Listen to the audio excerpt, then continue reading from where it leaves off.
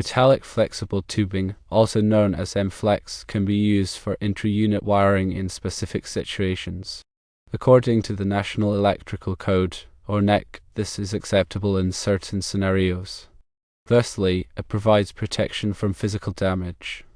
MFlex can offer additional protection for wiring passing through openings or where it's exposed to potential damage.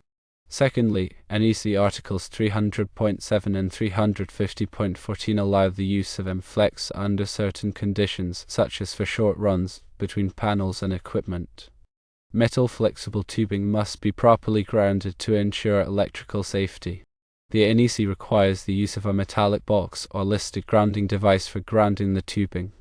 The most common method is to use a metal electrical box with a ground screw.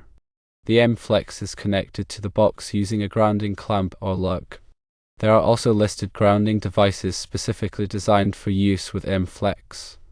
These devices provide a secure electrical connection and ensure proper grounding. Concerns raised by the electrical inspector are valid and must be addressed. If MFlex is not properly grounded, electrical current could pass through the tubing and contact metal structures, creating a potential shock hazard. While MFlex itself is not flammable, the polyvinyl chloride, or PVC, or non-metallic sheathing on the wire can be. This is why it is important to use the proper type of sheathing for the application and to keep the wiring away from potential ignition sources. To address the concerns and ensure electrical safety, consider the following steps. 1. Use metallic boxes for grounding. Install metal electrical boxes at all wall penetrations and other entry points into units. 2. Properly ground the MFlex.